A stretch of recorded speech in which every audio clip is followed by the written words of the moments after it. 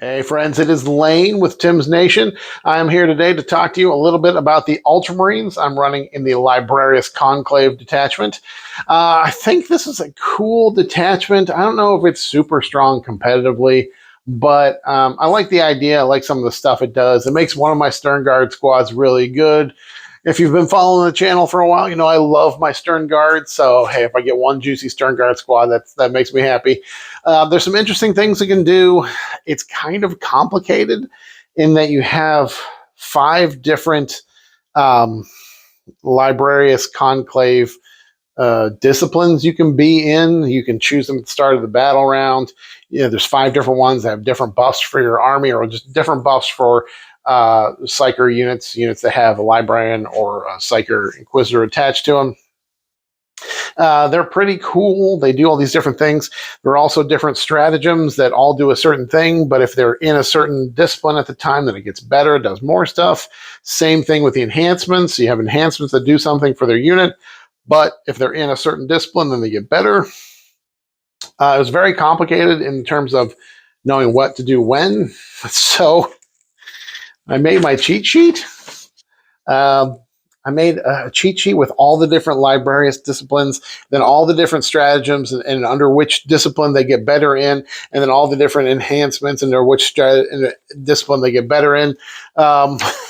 Because there's just a lot going on. There's a lot of interactions between the different rules.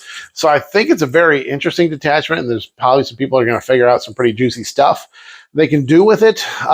When I first saw the detachment, I thought it was cool with DeathWatch, especially with DeathWatch Terminators, because you can give them a Librarian, and now those DeathWatch Terminators, when they shoot and they fight, they're going to be you can do the divination discipline where they reroll 1s to hit, 1s to wound.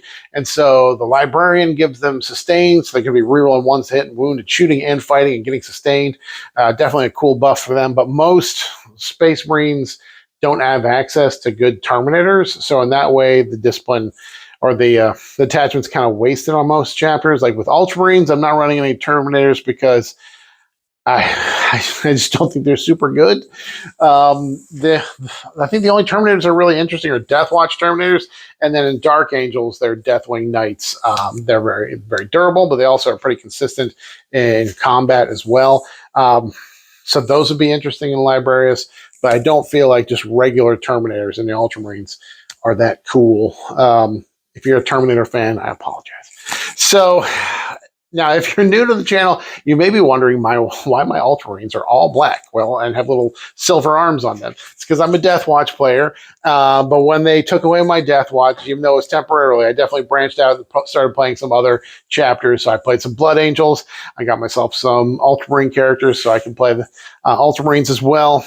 And even my Marius Kgar and my Rabbout Gilaman are painted black so that they match the rest of my DeathWatch. Although Tigurius, because he's a Librarian, I did paint him blue because I kept all my Librarians blue. But anyways, when looking at this for Ultramarines, I thought they would benefit from, you know, Gilaman's double oath because they can do some things for shooting and some things for combat. So that would stack really well. In today's matchup against DJ's Necrons, it's going to be tricky because his Canoptic Court has a lot of ways to mess with that by making a unit untargetable outside of 18 and having a counter move. It can really mess with me when I'm going into something trying to target an oath target, especially with Gilaman's sequential oath target 1, oath target 2. There are ways he can make it difficult for me to engage with the chosen oath targets, so it'll be a challenge today. But looking at this, when I first looked at Librarius, I thought the divination discipline rerolling 1s hit, 1s to wound was really good. And it is good, but I think in Ultramarines, if we're taking Gilaman, we don't really need that so much because we're going to have 2 oath targets. So I'm probably going to be spending more time in Biomancy, which is the +2 move, which will be good for getting things into combat, and also Pyromancy, which is the one that gives me extra AP when I shoot at something within 12 inches.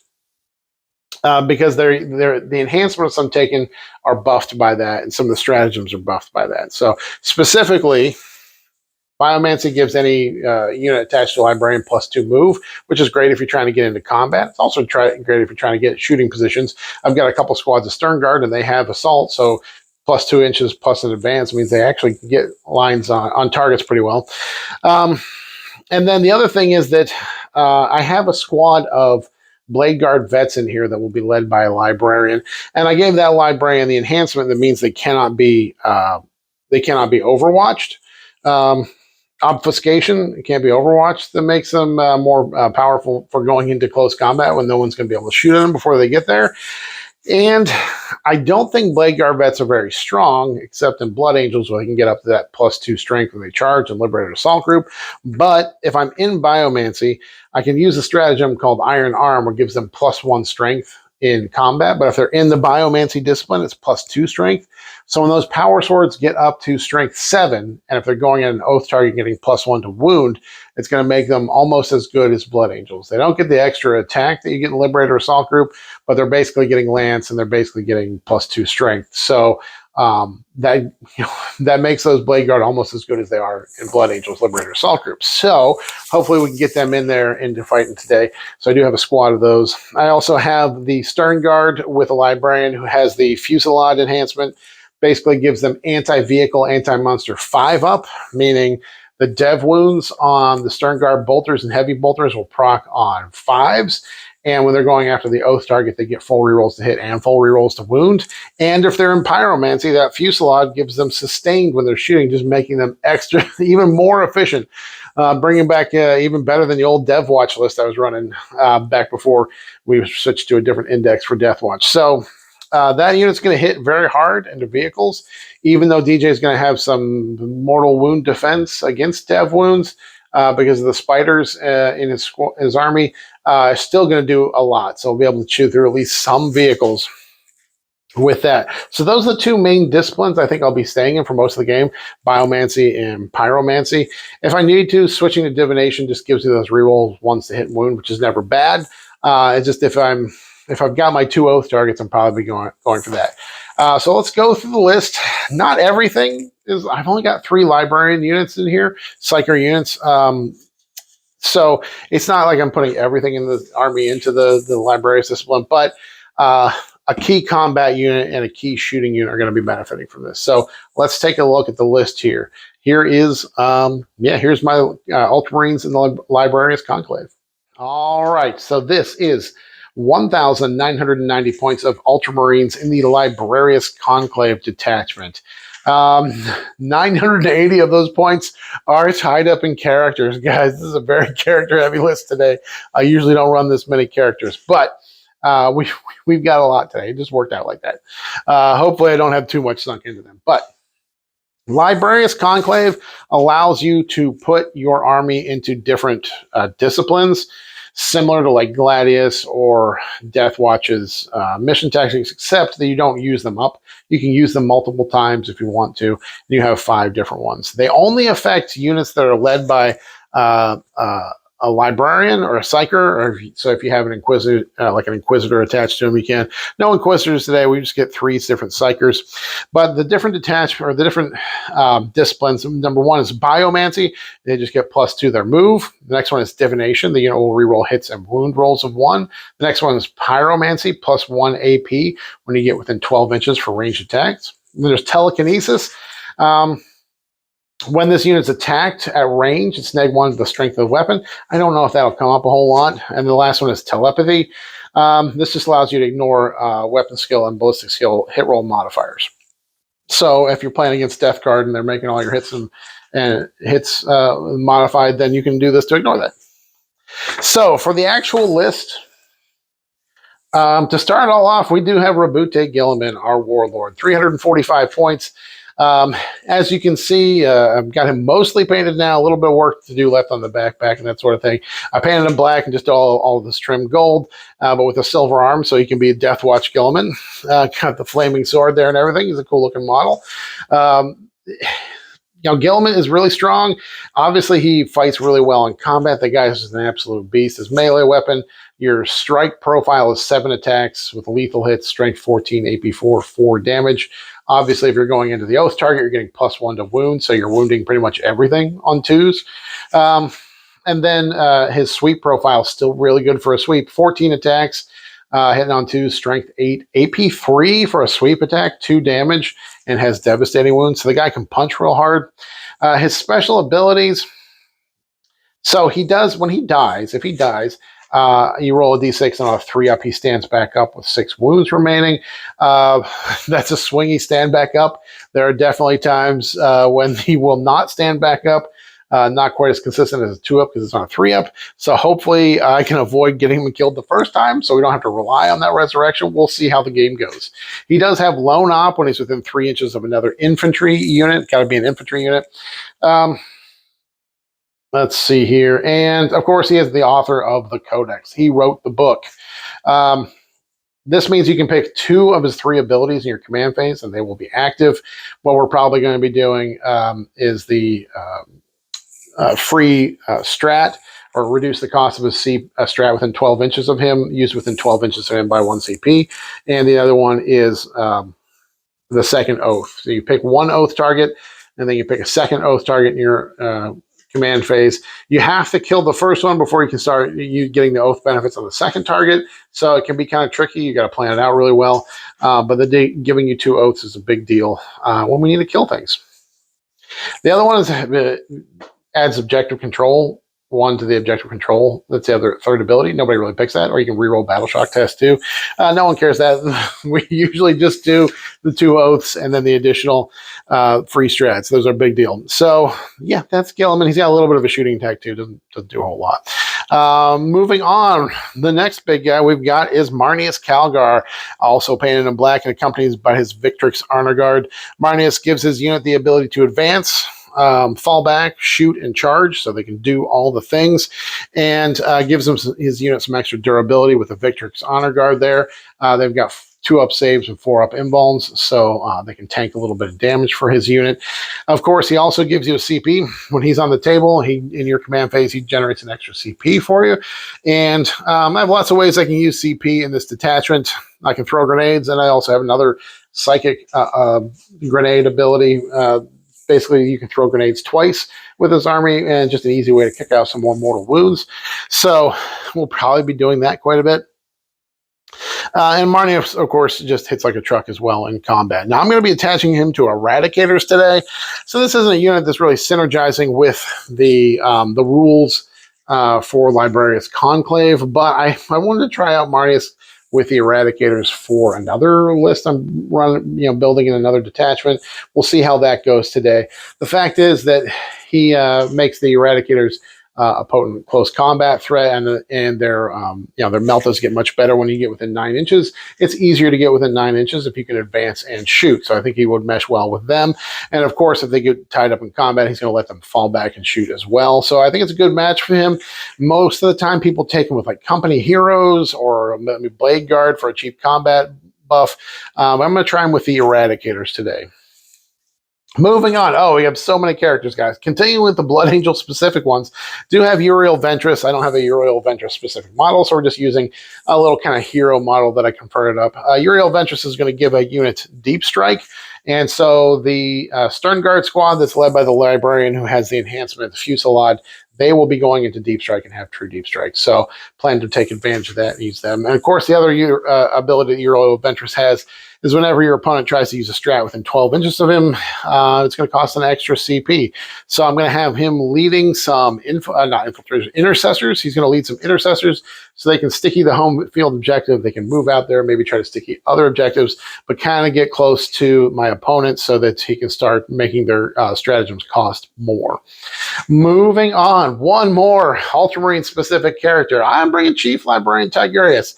I think this guy is so cool. It's tricky to use him and put him in a good place.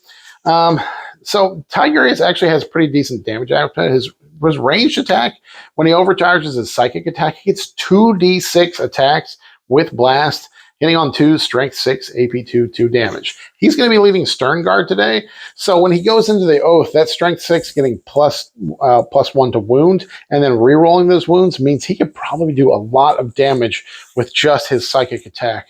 If you roll hot on his number of shots. So he's got that. Of course, he's all right in melee as well. 5 attacks, strength 7, AP 2, D3 damage. His abilities are interesting. So librarians usually give their their unit 4-up invuln. He does not do that. He gives them -1 to hit all the time, shooting and combat. So his unit will always be -1 to hit. And of course, they gives his unit a 4-up feel no pain against psychic attacks, which is something that all librarians do. But his also is a 4-up feel no pain against mortal wounds as well. So mortal wounds, devastating wounds, psychic attacks. He's going to give a 4-up feel no pain to his unit for those. And DJ does have some dev wound output with his army and some mortal wound output, so it may be relevant today. And then the other thing he does, he allows his unit to use one of 4 stratagems for free, either counter offenses with his interrupt strat, fire overwatch, go to ground, or heroic intervention. I think with the Stern Guard, the Overwatch will be good, especially if he's going at an Oath target, but to do it for free and just get a ton of shots from the Stern Guard, he might get some damage output from them, but making it free is also a big deal too. Because his unit does not get an invuln save from him, going to ground might be good. Just putting him in the cover might be good as well. So we'll see how it comes into play in today's game. I have a ton of CP with both Marius Kgar and the free strats from Gilaman. So just having another free strat on top of that, make sure I can use them, make sure I take advantage of them. But for 75 points, I feel like he does a lot. It's just sometimes difficult to slot him into the perfect unit, but hopefully he does well with the Stern Guard today. All right, that's it for the UltraMarine characters. Then just some regular Space Marine characters. We got 2 Librarians. Librarians, of course, give their unit a 4-up invuln. One of them will be joining the Blade Guard vets who already have a 4-up invuln, so it'll be kind of a waste there. But and they also give them the 4-up feel no pain to psychic attacks, which I'm playing against Necrons today. There's no Psychers in this unit, in this army I'm playing against. Now, one of them is going to have the Fusillade enhancement. That gives his unit anti-vehicle and anti-monster 5-up in shooting, meaning the Stern Guard will be proccing their dev wounds on 5-ups, and we're going to go into the Oath target, getting full rerolls. Means you can just fish for a ton of devastating wounds. That'll be great for going into an army like this that has a ton of invulns, 4-up invulns. However, DJ's has the ability to make a target lone op outside of 18 inches. So I have to make sure I get close to do the actual work and get that damage done. I usually want to get within 12 inches because Stern Guard have a rapid fire 1, so the closer you get, the better they are at shooting. But yeah, hopefully we can do that. Like I said, this guy's going to be going with the Stern Guard. He's going to get Uriel Ventress's Deep Strike ability for his unit, so they'll be dropping in. I'll be using the old school Librarian model here. The other Librarian I'm going to be using a Phobos Librarian model for, but he's just a regular Librarian. We're using the rules for a regular Librarian, and he will have Obfuscation. This is what's going to make him a good benefit for the Blade Guard vets because they will not be able to be overwatched. So DJ won't be able to overwatch them. He's got a pretty good overwatch threat in his army. So moving on, finally, we of course have a Combi Weapon Lieutenant. This guy's great. Gives me a lone op model that I can put on an objective. Also gives me some extra damage output because I pick an objective with him. And that objective, I will always get to reroll 1s to wound on that. And in addition to that, he has a counter move, so he can be kind of tricky to kill. That's it. Okay, that's the characters. That's half the list, guys. It's 980 points. Hopefully we didn't overspend on characters today. Moving on, battle line. We do have a 5-man Intercessor squad. Uriel Ventress will be joining them. They'll be able to sticky objectives, and they're kind of cool now because each of them gets 4 shots with their bolters. We do have a dedicated transport in the Impulsor. The Blade Guard vets of the Librarian are going to be going into this so that they can shoot out on the table even further. When we put them in Biomancy, they'll get 6-inch move, +2 from Biomancy, +3 from their disembark, plus their charge distance. So it should give them a pretty good threat range. We do have 1 5-man of Assault Intercessors with jump packs. These guys are great for scoring and skirmishing with small units out there. Maybe they'll go punch a few scarabs. Who knows? They give me some speed to go out and score secondaries and get on objectives. Everybody knows they are great. Like I said, we do have a Blade Guard veteran squad, 6-man of these guys. I love these models. They look so cool. I really enjoy painting them up. And they... Their special rules are that they do, at the start of the fight phase, they can either choose to reroll 1s to hit or 1s on their invuln save. So you can either choose an offensive or a defensive ability. Of course, they've got 4-up invulns. They're only T4 with 3 wounds, so they can be kind of squishy, but hopefully they get to go in there, take advantage of that +2 to strength stratagem, and really wail on something with their power swords. Next, as I said, we have an Eradicator squad, 6-man of Eradicators, 2 multi-meltas and 4 melta rifles. These guys, typical Space Marine anti-tank unit. They always reroll hits, wounds, and damage into monsters and vehicles. High AP at AP 4, and if they get within 9 inches, their melter range goes off to give them +2 damage. Like I said, they'll be with Marius Kgar, so they'll be able to advance and fall back and still shoot. And if I do decide to put that, they don't need the oath target, but if I do put them into the oath target, they get +1 to wound. And frankly, Eradicators can be a little swingy sometimes if they're going into a tough vehicle and they're wounding on 5s. Giving that +1 to wound can be a big deal. Even if they don't need the rerolls, the buff to their wounds sometimes is enough to get them through. And the targets I'm going into, I need as many wounds. I need to get as many wounds as possible because there are 4 up inbounds that will be just shutting me down. And finally, 2 10-mans of the Kgar veterans. Only running 20 today. For fans of the channel, you know I love my Sternies.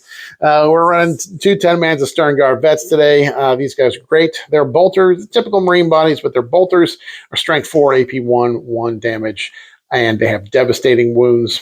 They do, and that goes for the heavy bolters as well. The heavy bolters also have dev wounds. And the regular bolters are assault and heavy. And the fact is that their special rule lets them reroll wounds into the oath target. So that means that they can put out a ton of damage into an oath target, especially when we're getting +1 to wound in UltraMarines. And we've got dev wounds, and the 1 squad will be dev wounding on 5 ups in any vehicles. In addition to that, they get 4 attacks apiece in combat, so they can actually punch up into anything that's not 2-up armor, because once they get +1 to wound going into the oath target and full rerolls to hit and wound, they can actually kick out a ton of wounds. And as I said, one of the other squad will be led by Tigurius. I'm interested to see how he both benefits the squad and how that squad benefits him with the rerolls to wound. All right, that is it. All right, that was the list. There's a couple things that are not in the list that I was toying with. First of all, I was going to try to use some Infernus Marines. I haven't really played with them before. Our good old Flamer Marines that came out with a Leviathan box. I painted some up for fun, and because I just had so many of them, I had so many copies of the Leviathan box, guys. I had a ton of Infernus Marines. I was just giving them away. But they're kind of interesting when you put them with a librarian. They get a 5-up invuln. Also, the discipline Pyromancy, whenever you shoot something within 12 inches, you get extra AP, which means their flamers go from AP 1 to AP 2 and ignore and cover, which actually can start to get some damage through. And the other thing is, I was thinking about taking them with a librarian and giving them the, where is it? Prescience, there it is. The Prescience enhancement that allowed them, whenever anybody moved within 9 inches, they could counter move D6 inches or 6 inches if they're in the divination discipline. So allow them to move. So if someone got close to them, they could fire Overwatch and then also move away for 1 CP for the Overwatch. The move away would be free. I thought that would be a lot of fun to try out. Just didn't squeeze it into the list today. So that's something I want to do. And I was thinking about taking a second Kgar vet squad led by a librarian and giving them the advance and charge enhancement. I figure we've seen a lot of advance and charge enhancements and abilities and stratagems before in other armies. What we don't see as much is something that allows you to turn off Overwatch. So we're taking the turn off Overwatch enhancement today. As far as strats, like I said, the big one, I'm going to have so many CP. The big one I'm going to be relying on is throwing grenades twice. The traditional grenade strat, and then there's the enhancement called Assail, or not enhancement, the stratagem within the Librarius Conclave. Assail, where you throw basically psychic grenades. Any one of your psyker models can throw grenades 18 inches away. It's the same rules. Throw 6 dice. Every 4 up does a mortal wound. And if you're in telekinesis, which I probably won't be, that goes off on a 3-up. But that's it. I'll read over the strats again, but I think that's mostly the strats I'm going to be using. Oh, Iron Arm gives me a +2 strength when we're in the Biomancy discipline, so I plan to use that on the Kgar vets once they get out there, taking them up to strength 7, which will be a big deal for them. So there's also Fiery Shield, which I'd like to try out. It makes the unit -1 to hit. It doesn't have to be necessarily a librarian unit. It has to be a unit that's within 18 inches of a librarian unit. And it makes them -1 to hit in combat. But if you're in the Pyromancy discipline, it also makes your opponent's weapons hazardous in combat, which is hilarious. So we'll see. Maybe I'll get to pull that off because I will be in Pyromancy a little bit. So that's what we're trying to do today. Follow me over to the battle report. Let's see how they actually perform. All right. Have a good one.